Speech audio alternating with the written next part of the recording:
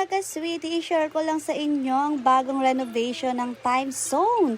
Dito lang yan sa may Chinatown. Ang laki talaga ng pinagbago ng time zone dito mga ka-sweetie. Before kasi ang time zone dito ay maliit lang talaga as in. At hindi rin ganun karami yung kanilang pag-game sa time zone before.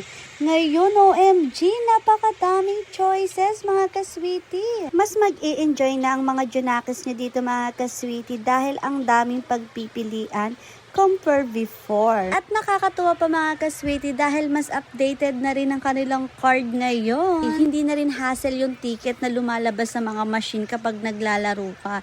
Dahil kapag naglaro ka dito, example dyan sa mga pag-games na yan, automatic na papasok yung ticket dun sa card mo. Ganun naka-updated yung card nila, o diba? Or kasi diba mga ka-sweetie, kailangan mo pang antayin yung ticket para may pasok mo ulit sa machine at ilagay sa card. Ngayon wala nang ganun dito, o diba? Sabi, meron ditong bilyaran mga ka-sweetie sa mahilig magbilyar. Arat na kayo dito. At syempre, ayan, may mga Jurassic Park na pagpipilian. Actually, meron na yan before. So, ayan, ito yung mga dinagdag na ngayon ko lang nakita talaga. Ayan, katulad ng nilalaro ng aking Junakis. Ngayon ko lang nakita yan dito sa may time zone ng Chinatown.